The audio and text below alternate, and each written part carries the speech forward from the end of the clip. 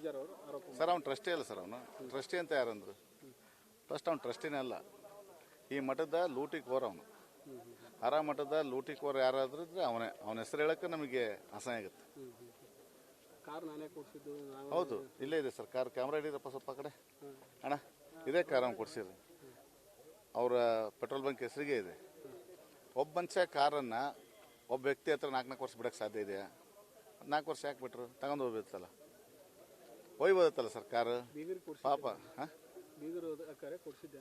ಬೀಗರು ಮತ್ತೆ ಈಗ ಯಾಕೆ? ಈಗ ಯಾರಂತೆ? ಈಗ ಯಾರು? ಅವತ್ತು ಬೀಗರ ಇದು ಕೊಡಿಸಿದಾನ, ಈಗ ಯಾರು? ಈಗ ಯಾರು ಹೇಳಿ ಸರ್? ನಾ ಕೇಳ್ತಾನೆ, ಈಗ ಯಾರಪ್ಪ ಅವನು? ಮಠಕ್ಕೆ 1.5 ಕೋಟಿ ಕೊಟ್ಟರು ಅಂತ ಹೇಳ್ತಾರೆ, ಅವ್ರಿಗೆ ಚುನಾವಣೆ ಮಾಡೋದು. ಹೌದು ಸರ್, ನನಗೆ ಪಾಪ ಯೋಗ್ಯತೆ ಇಲ್ಲ. 20,700 ಕಟ್ಟಕ್ಕೆ ಇನ್ಸೂರೆನ್ಸ್ ಒಕ್ಕಿಲ್ಲ. ಆಮೇಲೆ ಏನು ಚುನಾವಣೆ ಮಾಡೋಕ್ಕೆ ದುಡ್ಡಿಲ್ಲ. ಚುನಾವಣೆ ಮಾಡೋಕ್ಕೆ ದುಡ್ಡು ಎದಕ್ಕೆ ಬೇಕು ಸರ್? ಚುನಾವಣೆ ಮಾಡೋಕ್ಕೆ ದುಡ್ಡು ಎದಕ್ಕೆ ಬೇಕು? ಜನ ಆಶೀರ್ವಾದ. ಚುನಾವಣೆ ಮಾಡಲಿಕ್ಕೆ ಜನರ ಆಶೀರ್ವಾದ. ಜನ ಆಶೀರ್ವಾದ ಮಾಡಿದ್ರು ಸರ್, ಪಾರ್ಟಿ ಆಶೀರ್ವಾದ ಮಾಡ್ತು, ನಮ್ಮ ನಾಯಕರ ಆಶೀರ್ವಾದ ಮಾಡಿದರು, ನಮ್ಮ ಹಿರಿಯರು ಮಾಡಿದ್ದ ಪುಣ್ಯ, ರಾಣೆಬೆನ್ನೂರು ವಿಧಾನಸಭಾ ಕ್ಷೇತ್ರದ ಜನತೆ ಆಶೀರ್ವಾದ. ಇವತ್ತು ಸರ್ವರ್ಗೆ ಸಮಬಾಳು ಅಂತಕ್ಕಂಥ ನಮ್ಮ ನಾಯಕರು ಯಡಿಯೂರಪ್ಪ ಸಾಹೇಬರು, ಬೊಮ್ಮಾಯಿ ಸಾಹೇಬರು, ನಮ್ಮ ಪಕ್ಷದ ಅನೇಕ ವರಿಷ್ಠರು ಸೇರಿ ಆಶೀರ್ವಾದ ಮಾಡಿದರು. ನಮ್ಮ ರಾಣೆಬೆನ್ನೂರು ವಿಧಾನಸಭೆ ಜನತೆ ನನ್ನ ವಿಧಾನಸಭೆಗೆ ಕಳಿಸ್ತು. ಇನ್ನೂ ನನಗೆ ಋಣ ಇರೋದಂದರೆ ಭಾರತೀಯ ಜನತಾ ಪಾರ್ಟಿ, ನಮ್ಮ ರಾಣೆಬೆನ್ನೂರಿನ ಮತದಾರ ಮಹಾಪ್ರಭುಗಳು, ಅವ್ರ ಋಣ ಇದೆ ನನಗೆ. ಇವರು ಯಾರು ನನ್ನ ಚುನಾವಣೆಗೆ ದುಡ್ಡು ಕೊಟ್ಟಿಲ್ಲ. ಕಾರು ಇವತ್ತೇನು ಅವ್ರ ಹೆಸರಿಗೆ ಐತೆ ಅಂತ ಹೇಳ್ತಾನಲ್ಲ, ನಂದು ಇಷ್ಟೇ ಪ್ರಶ್ನೆ. ಮಾವು ಆಗಿದ್ದಕ್ಕೆ ಕೊಡ್ಸೇನಲ್ಲ, ಮತ್ತೆ ಯಾಕಪ್ಪ ವಾಪಸ್ ಕೇಳ್ತಂಗಾರ? ಅದು ನನ್ನ ಹೆಸರಲ್ಲಿ ಪೆಟ್ರೋಲ್ ಬಂಕ್ ಹೆಸರಲ್ಲಿ ಇತ್ತು, ಇನ್ಶೂರೆನ್ಸ್ ಕೂಡ ಕಟ್ಟಿರಲಿಲ್ಲ. ಕಟ್ಟಲ್ಲ ಸರ್, ನಾನೇ ಕಟ್ಟಲಿ?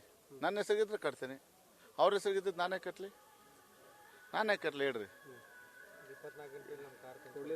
ಸರ್. 24 ಗಂಟೆ ಏನೋ ಭಾಳ ಲೇಟ್ ಆಯ್ತು. ಇಲ್ಲೇ ಬಂದಾನೆ ಸರ್, ಇಲ್ಲೇ ಪಕ್ಕಕ್ಕೆ ಊರು ಒಂದು. ಈಗ ಇಲ್ಲೇ ಅವ್ನ ಮನೆ ಮುಂದೆ ಆಸೆ ಬಂದೀನಿ, ಮಠಕ್ಕೆ ಬಂದೀನಿ, ಅದೇ ಕಾರಣಕ್ಕೆ ಬಂದೀನಿ. ಬಂದು 4 ತಾಸು ಆತಲ್ಲ, 24 ಗಂಟೆ ಎದಕ್ಕೆ ಬೇಕು? ಈಗ ಅಲ್ಲಿ ಅವ್ನ ಮನೆ ಮುಂದೆ ಆಸೆ ಹೋಗ್ತಾನೆ, ತಗೊಂಡು ಹೋಗ್ಲಿಲ್ಲ. ಯಾರು ಬೇಡ ಅಂತಾರೆ? ಯಾರು ಬೇಡ ಅಂತಾರೆ? ಒಳ್ಳೆ ಕೊಡೋದು ಅದನ್ನೇ ಕೊಡೋದು ಸರ್. ಮತ್ತು ಮಾವು ಪ್ರೀತಿಯಿಂದ ಕೊಟ್ಟಾನೆ ಅಂದ್ರೆ ಮತ್ತೆ ಒಳ್ಳೆ ಕೊಡೋ ಪ್ರಶ್ನೆ ಏನೈತಿ? ಅವನ ಹೇಳೇನಲ್ಲ ಮಾವು ಕೊಟ್ಟೇವೆ ಅಂತ. ಮಾವು ಕೊಟ್ಟ ಮೇಲೆ ಮತ್ತೆ ತಟ್ಟು ಒಂದು ನಿಮಿಷ. ಈಗ ಇಷ್ಟೇ ನೋಡಿ ಸರ್, ಅವ್ರಿಗೆ ಏನಾಗಿದೆ, ಲೆಕ್ಕ ಕೊಡ್ರಿ ಅನ್ನೋದಕ್ಕೆ ಇವತ್ತು ಇಷ್ಟೆಲ್ಲ ಸಮಸ್ಯೆ ಆಗಿದೆ. ನಾನು ಭಾಳ ಸ್ಪಷ್ಟವಾಗಿ ಹೇಳ್ತೀನಿ, ನಿಮಗೇನಾದರೂ ನಾನೇನು ಮಾಡಿಲ್ಲ ಮಠಕ್ಕೆ, ಆಯ್ತಪ್ಪ ನಾನೇನು ಮಾಡಿಲ್ಲ. ಬಡ ಪಂಚಮಿಗಳು ರೊಕ್ಕ ಕೊಟ್ಟಾರ, ಅವ್ರಿಗೆ ಲೆಕ್ಕ ಕೊಡಬೇಕಲ್ಲ. ನಾವು ಇವತ್ತು ಅರುಣ್ ಕುಮಾರ್ ಯೋಗ್ಯತೆ ಬಗ್ಗೆ ಮಾತಾಡೋಣ. ಅರುಣ್ ಕುಮಾರ್ ಯೋಗ್ಯತೆ ಇವತ್ತು ಬ್ರ್ಯಾಂಡ್ ಇದೆ, MMP ಅಂತ. ಅವನ ಯೋಗ್ಯತೆಗೆ ಏನಿದೆ? 420 ಅನ್ನೋ ಬ್ರ್ಯಾಂಡ್ ಇದೆ. 420 ಅನ್ನೋ ಬ್ರ್ಯಾಂಡ್ ಇದೆ. ಇವತ್ತು ನೀವು ಎಲ್ಲರ ಕೇಳ್ರಿ, ಅವ್ನು 420 ಅಂತಾರೆ.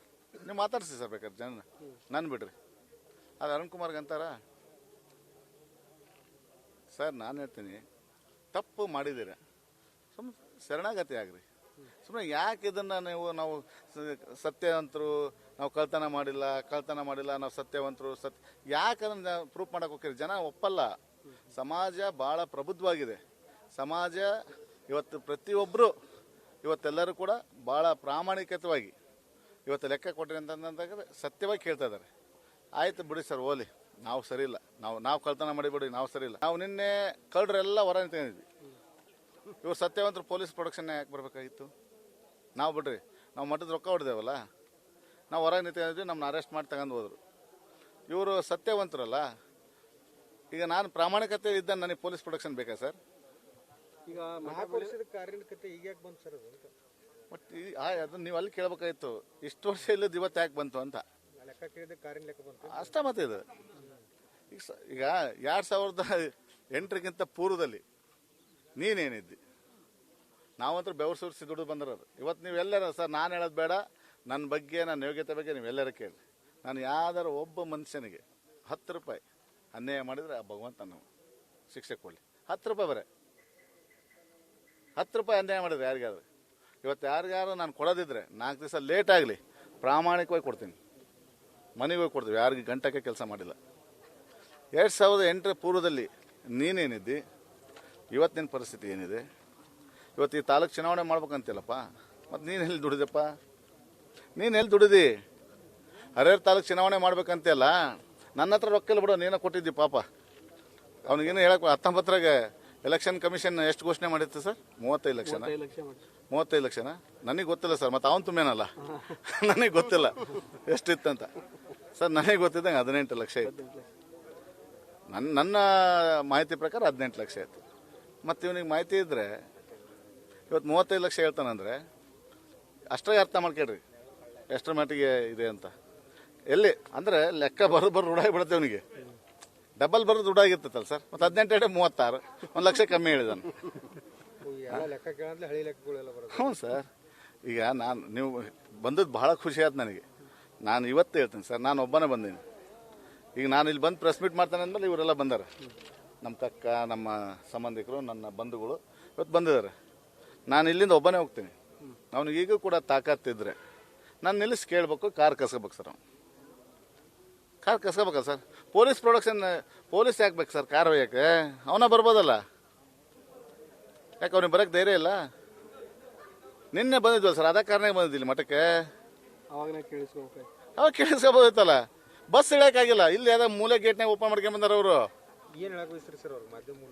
ಸರ್ ಮಾಧ್ಯಮದ ಮೂಲಕ ಹೇಳಕ್ಕೆ ಇಷ್ಟೇ, ನಿಮ್ಮ ಇದೇನು ಮಾಡಿರ್ತಕ್ಕಂಥ ಈ ಏನಂತಾರ ಅದಕ್ಕೆ ಅಲ್ಲ, ನನ್ನ ಮೇಲೆ ಆರೋಪ ಬೇಕಾದ್ ಮಾಡಲಿ, ನಾವು ಸುಮ್ಮರಪ್ಪ ಬೇಕಾದ್ ಮಾಡಿ. ನೀವೇನು ಮಾಡಿರಲ್ಲ ಈ ಕೆಟ್ಟ ಕೆಲಸ, ಈ ಕೆಟ್ಟ ಕೆಲಸ ನೀವು ಮಾಡಿರೋದು ನಾನು ನಿಮ್ಮ ಮೂಲಕ ಹೇಳಿದಷ್ಟೇ. ನಿಮಗೇನಾದರೂ ನೀವು ಪ್ರಾಮಾಣಿಕ ಪಂಚಮ ಶಾಲೆ ಆಗಿದ್ದರೆ ನೇರವಾಗಿ ಬರ್ರಿ, ಮಾಂತಪ್ಪನ ಗದಿಗೆ ನಮಸ್ಕಾರ ಮಾಡಿರಿ, ಸಮಾಜ ಸೇರಿಸ್ರಿ.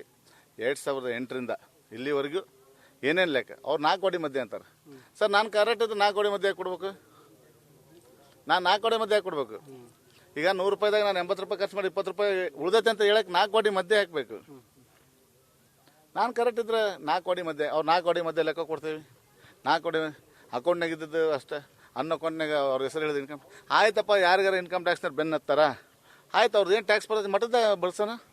ಅವ್ರಿಗೆ ತೊಂದರೆ ಆದರೆ, ಈಗ ಭಕ್ತರಿಗೆ ತೊಂದರೆ ಆದ ಮಠ ರಕ್ಷಣೆ ಬರ್ತೈತಿ.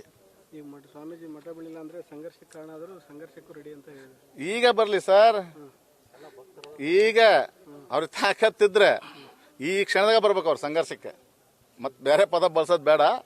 ಬೇಕಾದ್ರೆ ಅವ್ರಿಗೇನಾದ್ರೂ ತಾಕತ್ತಿದ್ರೆ ಸಂಘರ್ಷ ಅಂದ್ರೆ ಈಗ ಬರಲಿ, ಈ ಕ್ಷಣದಾಗ ಬರಲಿ, ನಾವು ರೆಡಿ ಇದ್ದೀವಿ. ಯಾರನ್ನ ದುಡ್ಡು ಸರ್, ನಾವು ಯೋಗ್ಯತೆ ಇಲ್ದಾರ ದುಡ್ಡು ಕೊಡ್ತೇವೆ ಸರ್. ಯೋಗ್ಯತೆ ಇಲ್ದಾರ ದುಡ್ಡು ಕೊಟ್ಟು ಜನ ಕರ್ಸಕ್ಕಾಗತ್ತೆ? ತಡಿ, ನಮಗೆ ಯೋಗ್ಯತೆ ಇಲ್ಲ ಸರ್. 20,700 ಕಟ್ಟಕ್ಕೆ ಯೋಗ್ಯತೆ ಇಲ್ದಾರ ದುಡ್ಡು ಕೊಟ್ಟು ಜನ ಕರ್ಸಕ್ಕಾಗತ್ತೆ ಸರ್? ಇದು ಅಭಿಮಾನದಿಂದ ಬರ ಸರ್. ಇದು ಜನ ಅಭಿಮಾನದಿಂದ ಬರ್ತಾ ಇದೆ ಇಲ್ಲಿಗೆ.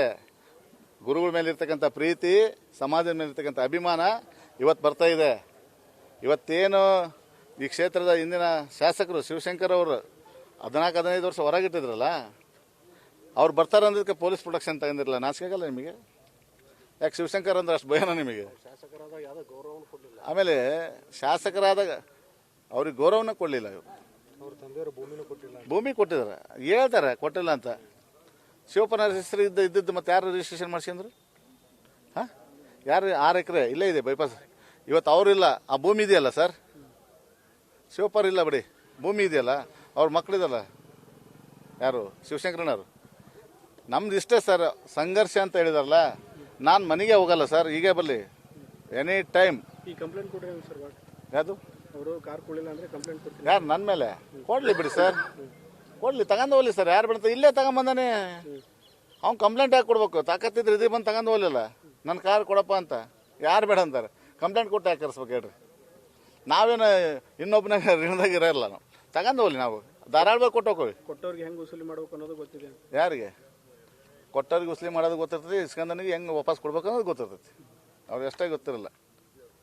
ವಾಪಸ್ ಹೆಂಗೆ ಕೊಡ್ಬೇಕು ಅನ್ನೋದು ನಮಗೆ ಗೊತ್ತಿದೆ. ನಾನು ಹೇಳ್ತೇನೆ ಸರ್, ತಾಕತ್ತಿದ್ರೆ ಇಲ್ಲೇ ಇದೆ ಕಾರ್. ಈಗ ಅಲ್ಲೇ ಹರಿಹರದಾಗ ಆಸೆ ಹೋಗ್ತಾನೆ, ಇಸ್ಕೊಳ್ಳಿಲ್ಲ, ಯಾರು ಬಿಡ ಅಂತಾರೆ. ನಾನು ಕೊಟ್ಟು ಆಟೋದ ಹೋಗ್ತೇನೆ. ನೀವು ಹೇಳಿರಲಿ, ಪ್ರೀತಿಯಿಂದ ಕೊಟ್ಟ ಕಾರನ್ನು ಅವ್ರ ಮಾವಿಗೆ, ಮಾಜಿ ಶಾಸಕರಿಗೆ ಚಂದ್ರಶೇಖರ ಪೂಜಾರ ಅವ್ರ ಮಾವು ಪ್ರೀತಿಯಿಂದ ಕೊಟ್ಟಂಥ ಕಾರನ್ನು ಪ್ರೀತಿಯಿಂದ ನಡೋ ರಸ್ತೆಗೆ ಇಳಿಸಿ ಇಸ್ಕೊಂಡಂತ. ಆಗಲಿ ಬಿಡ್ರಿ ಸರ್ ಸುದ್ದಿ. ಹಾಂ, ಇವತ್ತು ಪ್ರಾಮಾಣಿಕವಾಗಿದ್ದೇನೆ, ನಿಷ್ಠೆಯಿಂದ ಇದ್ದೇನೆ. ಯಾರಿಗೆ ಮೋಸ ಮಾಡಿಲ್ಲ, ಯಾರಿಗೆ ಅನ್ಯಾಯ ಮಾಡಿಲ್ಲ. ಇವತ್ತು ಅರುಣ್ ಕುಮಾರ್ ಪೂಜಾರ್ ಏನಂತ 2 ತಾಲೂಕಿಗೆ ಗೊತ್ತಿದೆ. ಇವತ್ತು ನೀನೇನಂತ 2 ತಾಲೂಕಿಗೆ ಗೊತ್ತಿದೆ. ಇವತ್ತು ನ್ಯೂಸ್ನಲ್ಲಿ ನೀನೇನು ಪ್ರೆಸ್ ಮೀಟ್ ಮಾಡಿದ್ದೆ ನನ್ನ ವಿರುದ್ಧ, ಆ ನ್ಯೂಸ್ನಲ್ಲಿ ಇರ್ತಕ್ಕಂಥ ಕಾಮೆಂಟನ್ನು ಓದು ಸಾಕು ನೀನು. ಜನ ಏನು ಉತ್ತರ ಕೊಟ್ಟಾರಂತ ಈಗ ಕಾಮೆಂಟ್ ಓದ್ಲಿ ಅವನು. ಸರ್ ನಾವು ಹೇಳ್ತೀವಿ, ಈಗ ನಿಮ್ಮ ಮುಂದೆ ಮಾತಾಡೋದು ಬೇಡ ಸರ್. ಅವ್ನು ಸಂಘರ್ಷ ಅಂತ ಹೇಳಿದಾರಲ್ಲ sir, I am ready any time 24 hours ಯಾವಾಗಾರ ಬರಲಿ, ನಾವು ರೆಡಿ ಇದ್ದೇವೆ. ನಾವು ಪ್ರಾಮಾಣಿಕರು, ನಾವು ಯಾರಿಗೆ ಅನ್ಯಾಯ ಮಾಡಿಲ್ಲ, ಯಾರಿಗೆ 10% ಮೋಸ ಮಾಡಿಲ್ಲ. ಸ್ವಾಮೀಜಿ ವಿಚಾರ ಬಂದಾಗ ಅವ್ರಿಗೇನಾದ್ರೂ ತಾಕತ್ತಿದ್ರೆ ಬರಲಿ, ಬರಲಿ, ಅವ್ರು ಯಾವಾಗಾರ ಬರಲಿ, ನಾವು ರೆಡಿ ಇದ್ದೀವಿ. ಸಂಘರ್ಷಕ್ಕೂ ರೆಡಿ, ಸಾಮರಸ್ಯ ಎಲ್ಲದಕ್ಕೂ ರೆಡಿ. ಥ್ಯಾಂಕ್ ಯು, ಧನ್ಯವಾದ.